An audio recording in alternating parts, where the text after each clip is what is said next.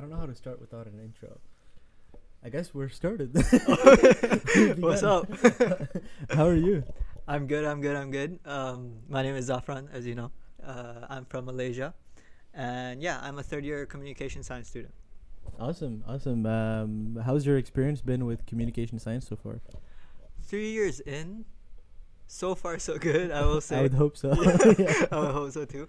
I'm currently doing my graduation project in entertainment communication, and yeah, it's super exciting because I get a lot of freedom to do what I want in that domain. So I'm doing mine on Twitch live streams, gaming live streams to be specific, and female representation in it. And the research is strenuous but interesting. Doing your entertainment communication thesis, and with everything you have going on at the same time, how is the workload? Oh, the workload is it's okay. Like, there are times when I have a lot of time to myself, and the workload, like, I can separate them easy. But there are periods where I will, you have to crunch, closer to the deadlines and all that. And actually, the next 2 weeks is my crunch period. Like, I'm in it right now. I have to submit my pre-registration resubmission soon, and also got exams next week for my topic course, as well as another thesis deadline after that. So it's a busy 2 weeks, but we got this. Wow, you got this, man. You got this. Yes. Nice. So cool. So why did you choose communication science? Was it, how did you come to that decision? So originally I was really interested in something related to, media or like communications. Back home in Malaysia, there's a big thing called mass communications. That's a big degree. And yeah, I was looking into something within that domain. But I came across Amsterdam, and communication science is rated the number 1 in the world here, and I was like, wow, and it has the word science in it, which was like, yeah, it's a flex. Yeah, it's a flex. So I was like, okay, I'll look into it, and yeah, bachelor's of science. I didn't expect the research part of it to be that heavy, which that's my fault. I didn't know the difference between bachelor's of science or arts and all that, but it has really taught me to, like, given me research skills, taught me to do a lot more things that I wouldn't have otherwise. And yeah, I don't regret my decision, if that's what you're asking. That's awesome. No, I mean, it was more to see, sort of just to explore why you make the decisions that you make, or why did you come to that to the communication science program. So at the same time as you're doing your thesis and as you're doing your topic courses, you're also working on a YouTube channel, or should I say 3 YouTube channels. Yeah. So I was actually giving it a look a while back, and actually by a while back I mean yesterday. And I noticed that your content is really of all types. It's very diverse. So there's like reactions, there's explainer videos, there's kind of like fun videos just with trips that you've done and things like that. What else do you have on there? Basically, it's whatever I want to make, because my main focus is just to make videos. Is that simple. I've been making videos as I started with Windows Movie Maker over 10 years ago. Okay. And then I moved to like Sony Vegas, iMovie. And now I use Final Cut. And my main goal is just to make videos.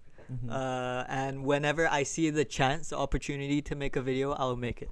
Whether it be documenting a holiday or vlogging an event, or making a music video for covers I make. I take every opportunity as like, oh, this is an opportunity for me to make a video, which I love doing. And it's a hobby of mine that I really want to evolve and like improve myself over time, because it's a skill that I think is useful to have, and it's fun. So that's why I keep it as a hobby. I'm not trying to turn it into a job or anything. So yeah. Okay, so would you say that your goal is to just really like mess around with video making and then see what happens through it, or see, or yeah, how would you just describe your goal? My goal when it comes to video making, my main goal is just to improve over time and like improve things like efficiency, like how fast I can put out a video. Yeah. And in other times, like the artsiness, like the quality, like you've been following me for a while, like we've known each other for a while, and you probably see every now and then I would post an Instagram story, but it's edited, like it's a produced video rather than just a video clip that I made. And that's on purpose because that's another outlet for me to like practice my editing skills, and like in some ways it's also practicing my storytelling skills, just so that I can hone those skills and improve on myself in the future. And yeah, the main goal is just to have a portfolio of things I've worked on that I'm proud of, and continue being proud of it. That's awesome. But why do you think this is important? Or is it not? I mean, you tell me. To me, it's important because it's a hobby that I genuinely enjoy making. There are times when I don't enjoy making videos, like when it's expected of me to. So like, let's say I were to do this as a job. The fact that their expectations and creative freedom is suppressed, that's when it becomes unenjoyable. So it's important to me for me to have an outlet to express creativity and have something to do when I'm bored that I can be proud of. Absolutely. I think that's really important. So what I think I really like about sort of what you're doing and how you're doing it is how it's really intrinsically motivated. So it's really about your own growth, and it's not really about the things that you would usually hear from video makers, which is like, oh, I want to get like 1 million views on my YouTube video. Or I mean, obviously I think that would be awesome. Yeah. But having that as your main motivation, or having your motivation be getting 1 million subscribers, whatever it is, I feel like is not in a way pure enough of a motivation. I agree. See what I mean? Yeah. Like for me, it's definitely, while those things like having 1 million views or making so much money would be lit. Yeah. Those are more like, if it happens, it happens. For me at least, it's more of like, I just want to make the best thing that I can, produce products basically for other people to enjoy. Yeah. So yeah, that's the way I see it. That's awesome. And what inspires you in your video making? Probably the diversity in what I can make. Like, well, by that I mean the diversity of whenever the opportunity comes. So for example, if I'm going on holiday to somewhere, I can see myself making a video around it. Or if someone like wants to have their like event, or like let's say someone's performing something, I would see that as an opportunity to make a video out of it, or like tell a story around it. Those things, it's just like what comes about, and if it can be told somehow, like in a story telling way, it inspires me to make a video. And also other filmmakers, like I remember many years ago, a man by the name of Casey Neistat inspired a ton of people to do the same.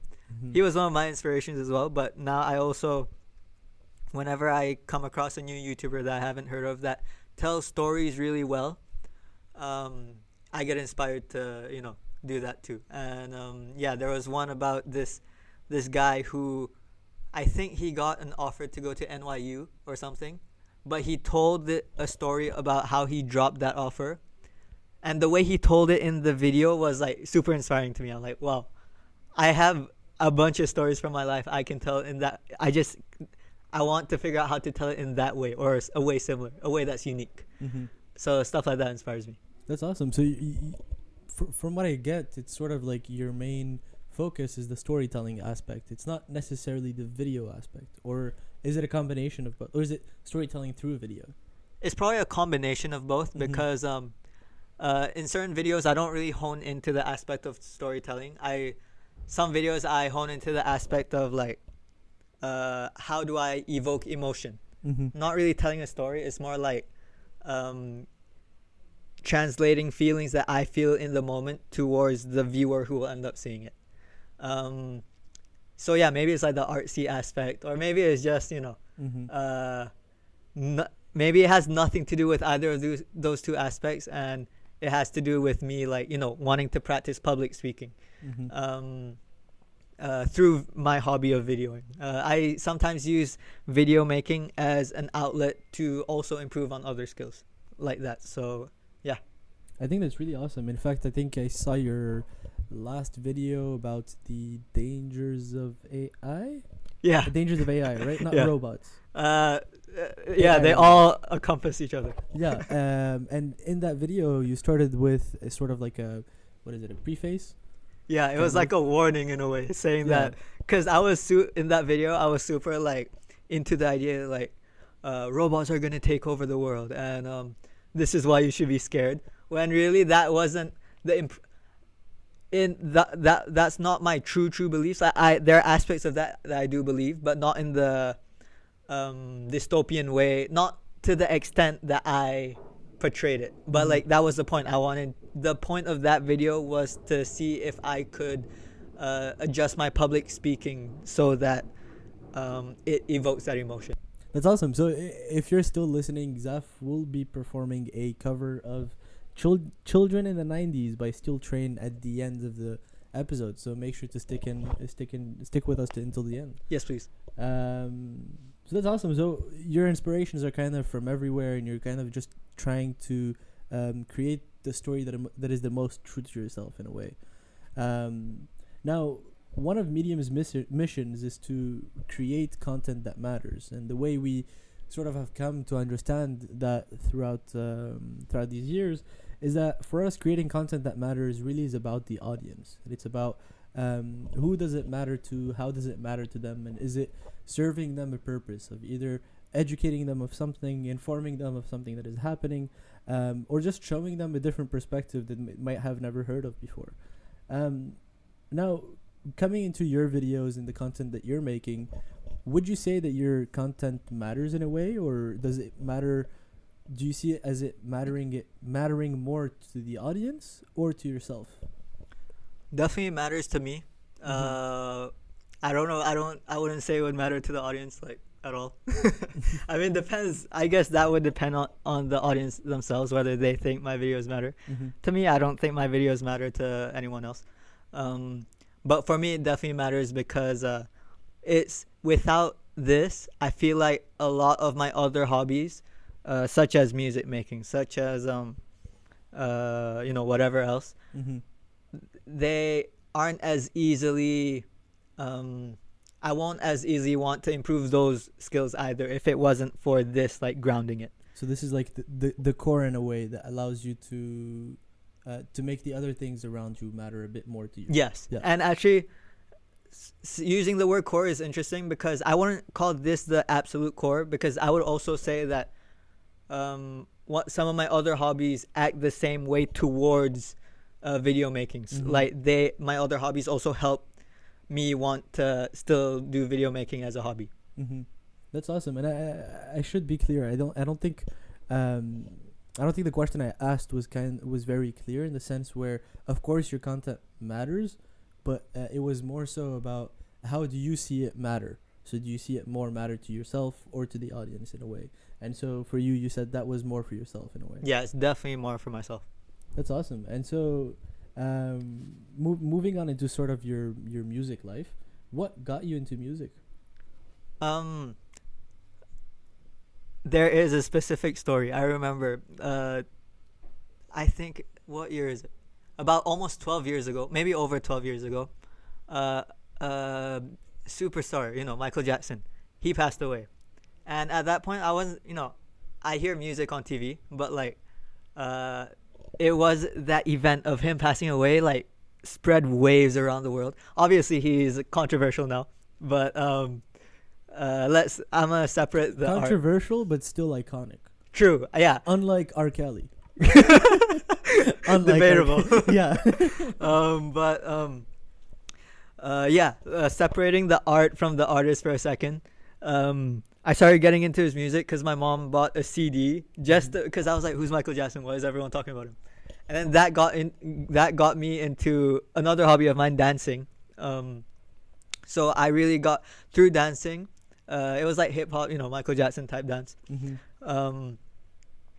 Slowly, I became more interested in the actual music rather than the performance of like the dance. And I remember back in, I think it was 2013 or something, I began using GarageBand for the first time and like playing with like instruments and layers. I found that really fun. And then, funnily enough, my first like GarageBand cover, it was an instrumental cover of "Beat It" by Michael Jackson. It wasn't. Looking back, it wasn't that good at all. Like the keys of each layer were like off.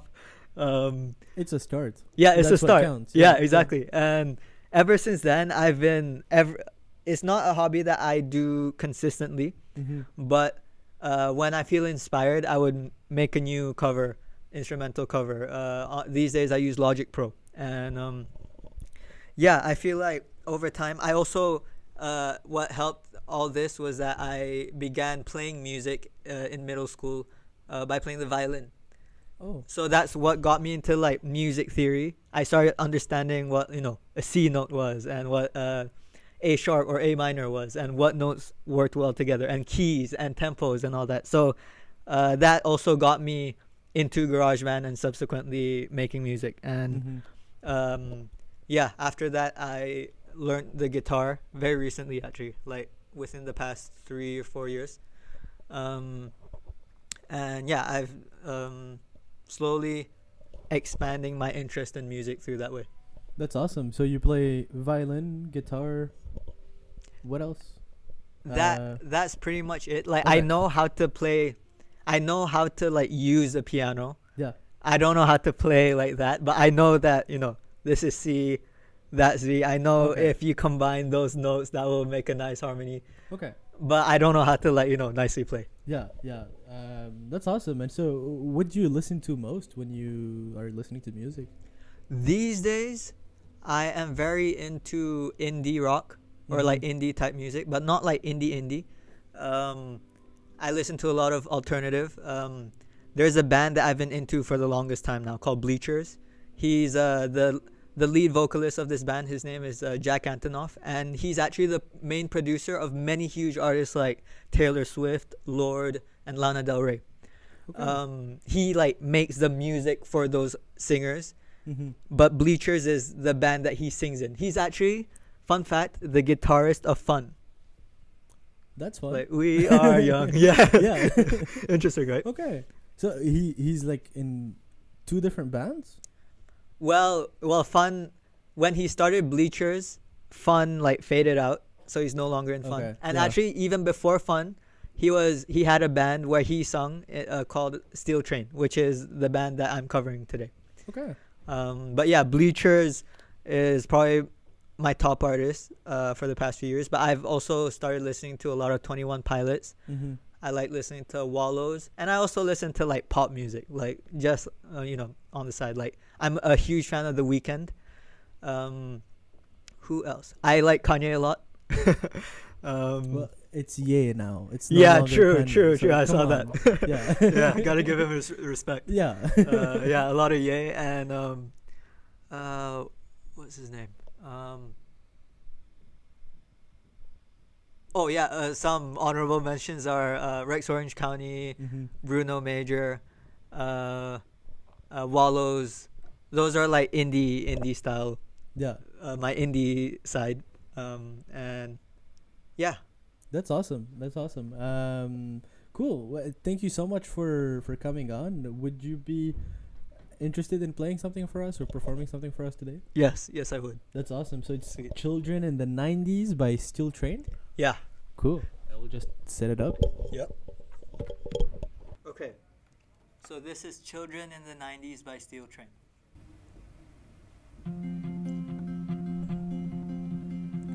Think I want this, everything bugs me. I made a hell and I want this sickness gone. I used to think these horrible things, you know I felt nothing burning in my gut. But I'm not the same as I was then. My heart caught fire with the flames of death. I'm 20 years old, let it burn the hole. For all those years I was staying in the basement, had another seed of a bad love that can grow in my gut. But I'm not the same as I was then.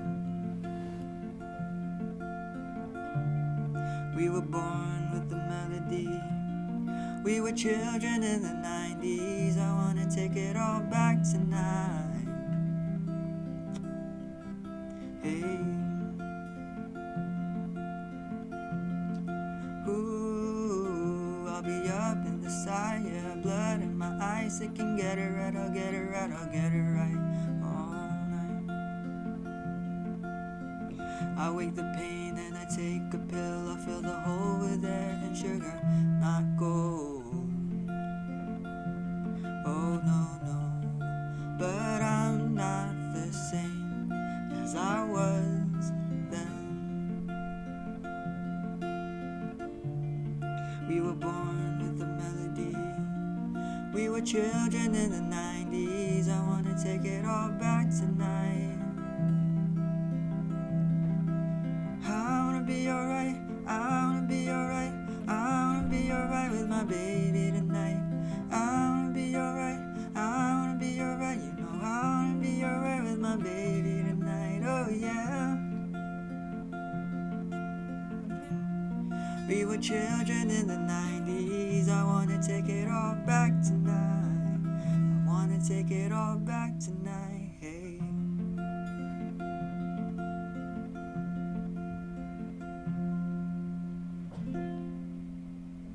Zaf, that was great. Really, thank you so much for coming on with us. Where can people go follow you or watch your YouTube videos?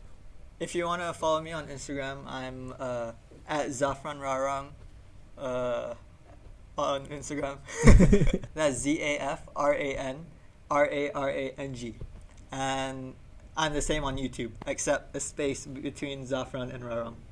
And of course, we'll be putting the links to his Instagram page and his YouTube page as well. YouTube channel in the bottom in the description. So of course you can go check him out there. And again, thank you so much for coming on this and doing the first ever performance of live performance on Student Couch. Yeah. This is awesome. And of course, if anyone else would like to be on the podcast, you're more than welcome. Please send us a DM or anything like that. And thank you so much for listening. Have a good day.